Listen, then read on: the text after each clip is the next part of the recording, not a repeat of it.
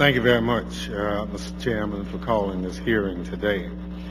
As the Homeland Security Committee, we are charged with the responsibility of ensuring this nation's security.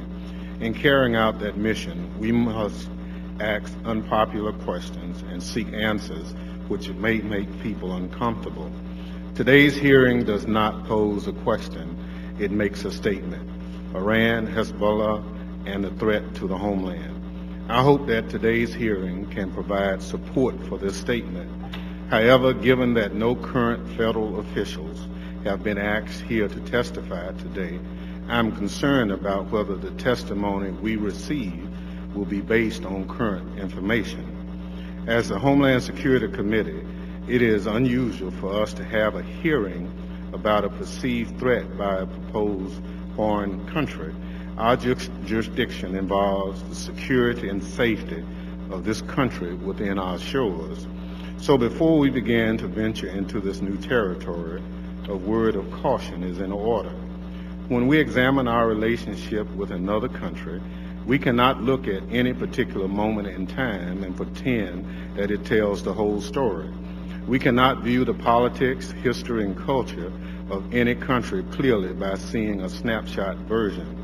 Our nation's relationship with Iran cannot be understood by simply looking at this moment in time. Our major break with Iran came in 1979 when employees of the American Embassy in Tehran were taken captive and held as hostages for 444 days. This action presented a direct threat to United States citizens and the United States interests. We did not go to war with Iran. In 1988, Iran, allegedly operating through Hezbollah, kidnapped and murdered a U.S. Marine in Lebanon. We did not go to war with Iran. In 1996, Iran allegedly supported a terrorist group that bombed Khobar Towers, a U.S. military residence in Saudi Arabia, that attacked, killed 19 U.S. servicemen. We did not go to war with Iran. In these situations, we seem to follow the advice of Pope John Paul II, who said, "War is not always inevitable." Instead of going to war, Republicans and Democratic administrations, President Carter, Reagan, Bush, and Clinton, imposed sanctions on Iran. In recent years, the United States has expanded those sanctions. In 2012, the European Union joined the efforts to sanction Iran. The EU has pledged to halt new imports of Iranian oil in July. In addition, the EU has imposed new banking restrictions on Iran. These restrictions, known as SWIFT code sanctions, will reach into the global banking system and short-circuit Iran's money transfer mechanism. Without the ability to use the international banking system, it is unlikely that Iran's current 25% inflation rate will rise and wreak economic havoc. Yet, some of my friends on the other side said its sanctions are no longer good enough. They say that the possibility that Iran will have a nuclear weapons create a new urgency. I agree that if Iran were on the path to creating a nuclear weapon, we would have cause for concern. But Iran is not close to having a nuclear weapon.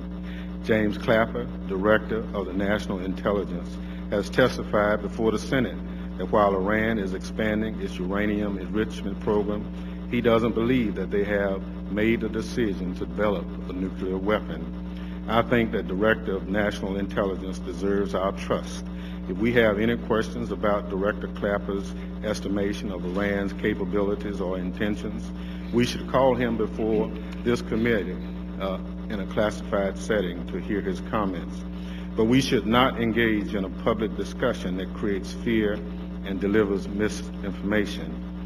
Further, Mr. Chairman, I think by now we would have learned the potential threats from weapons that do not exist should not determine our foreign policy. Potential threats from weapons that do not exist can never again be the reason to consider sacrificing the lives of thousands of Americans in the deserts of a foreign land. Securing this nation demands that we calmly assess the threats we face and face down the threats that we know are real. Securing this nation requires both focus and vigilance. neither can be achieved where there is fear and misinformation. With that, Mr. Chairman, I yield back.